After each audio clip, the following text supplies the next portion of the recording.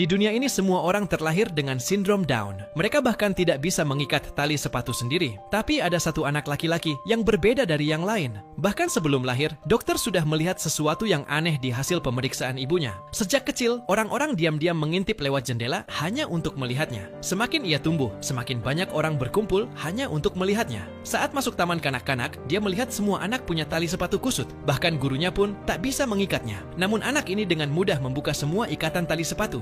Di ulang tahunnya yang kelima, dia mendapat sepatu kulit baru dan semua orang terkejut saat melihat dia mengikatnya sambil ditutup matanya. Sejak itu, setiap hari anak-anak berbaris hanya untuk meminta dia mengikat tali sepatu mereka. Suatu hari, orang tuanya membawanya menonton pertandingan tinju. Ia bingung melihat para petinju saling berpelukan bukannya bertarung. Lalu tiba gilirannya bertanding. Lawannya jauh lebih besar dan kuat, tetapi begitu bel berbunyi, dia langsung menjatuhkannya. Semua orang terdiam. Tim medis datang, tapi justru mengangkat si anak. Hasil tes menunjukkan dia memiliki satu kromosom lebih sedikit. Orang-orang mencarinya kemana-mana, di sakunya, di rumahnya, tapi kromosom itu tak ditemukan. Tahun demi tahun berlalu, dia tumbuh dewasa. Orang-orang membuatkan toilet khusus untuknya, bahkan tempat parkir khusus. Semua hal itu terasa aneh baginya. Suatu hari, ketika dia melihat tali sepatu seseorang terlepas dan ingin membantu, dia takut orang-orang akan memperlakukannya berbeda. Malam itu, melihat orang tuanya yang saling mencintai, membuatnya merasa ingin dicintai juga. Namun saat dia keluar, para gadis menutup tirai ketika melihatnya. Dia pun merasa kesepian.